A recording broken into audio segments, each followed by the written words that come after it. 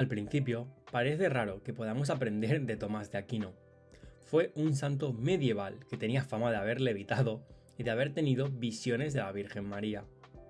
Se preocupó mucho por explicar cómo hablan y se mueven los ángeles, y sin embargo sigue siendo importante, porque nos ayuda con un problema que nos sigue endiablando: cómo podemos conciliar la religión con la ciencia y la fe con la razón. Aquino fue a la vez filósofo y santo. Negándose a perder la fe o a creer sin sentido, desarrolló una nueva comprensión del lugar de la razón en la vida humana. Su monumental contribución consistió en enseñar a la civilización europea occidental que cualquier ser humano, y no solo los cristianos, podía acceder a las grandes verdades siempre que hiciera uso del mayor don de Dios a los seres humanos. La razón de Aquino rompió un atolladero en el pensamiento cristiano: la cuestión de cómo los no cristianos podían tener sabiduría y al mismo tiempo no tener interés o ni siquiera conocimiento de la inteligencia universalizada de Jesús de Aquino. El mundo moderno, en la medida en que insiste en que las buenas ideas pueden venir de cualquier parte, independientemente del credo o de la procedencia, sigue siendo enormemente deudor de Tomás de Aquino. Tomás de Aquino nació joven, en 1225, en una familia noble de Italia. Fue a estudiar a la Universidad de Nápoles y allí entró en contacto con una fuente de conocimiento que se estaba redescubriendo: los textos de antiguos autores griegos y romanos. Aquino se convirtió entonces en académico de la Universidad de París y en un escritor excepcionalmente prolífico que produjo cerca de 200 obras sobre teología cristiana en menos de 3 décadas. Sus libros llevan títulos bellos y extraños como la Suma, la Teológica y la Suma contra Teila. Tal era su devoción por el conocimiento, incluso en el momento de su muerte a los 49 años, se dice que Aquino estaba en plena redacción.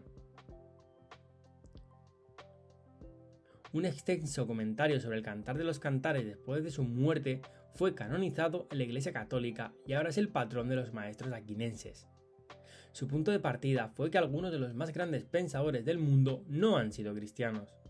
Pero esto no les impidió tener grandes ideas, porque, como propuso Aquino, el mundo puede ser útilmente explorado a través de la razón, y no solo a través de la fe, para explicar cómo podría funcionar.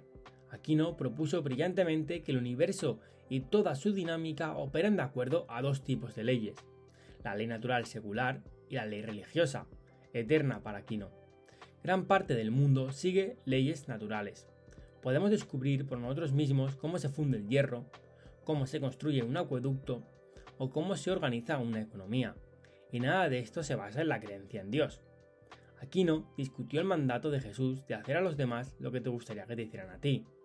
Puede que Jesús haya dado a esta idea una formulación particularmente memorable, concedió Aquino, pero de hecho ha sido una piedra angular de los principios morales en la mayoría de las sociedades en la mayoría de los tiempos. ¿Cómo puede ser esto posible? Bueno, la razón por la que Aquino argumentó es que es una idea que pertenece a la ley natural y no a la ley eterna. Aquino concedió que en algunas situaciones Dios actúa simplemente a través de la ley eterna fuera de la razón humana, y citó las revelaciones proféticas y las visitas de los ángeles como ejemplos. Sin embargo, nos aseguró que los ateos y las personas de mentalidad secular pueden encontrar la mayoría de los conocimientos útiles en el ámbito de la ley natural. Las ideas de Aquino se desarrollaron en una época en la que la cultura islámica atravesaba dilemas muy similares a los del cristianismo en cuanto a cómo conciliar la razón y la fe durante mucho tiempo.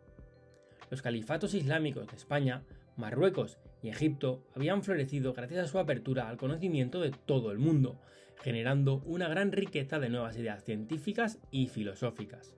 Sin embargo, debido a la creciente influencia de líderes religiosos fanáticos, el Islam se había vuelto más dogmático y opresivo por aquel entonces. Había nacido Aquino. Por ejemplo, reaccionó violentamente contra el filósofo musulmán Abe. Surgió como Aquino Averroes había estado profundamente influido por Aristóteles y había defendido que la razón y la religión podían ser compatibles.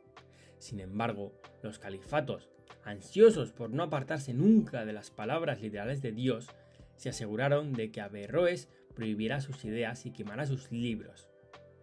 Aquino sabía que el rechazo cada vez más radical de la razón por parte del mundo musulmán estaba dañando lo que antaño había sido una próspera cultura intelectual, y fue en gran medida gracias a sus ideas que el cristianismo no sufrió el mismo proceso de embrutecimiento. Aunque Aquino era un hombre de profunda fe, proporcionó un marco filosófico para la investigación científica abierta. Nos recuerda que el conocimiento puede y debe provenir de múltiples fuentes, de la intuición, pero también de la racionalidad, de la ciencia, pero también de la revelación, de los paganos, pero también de los monjes. Esto suena obvio, hasta que nos damos cuenta de cuántas veces la civilización ha sido y sigue siendo perjudicada por la negativa de la gente a asumir esta brillante idea. Si te ha gustado, sigue viendo más vídeos de este tipo y nos vemos en próximos vídeos.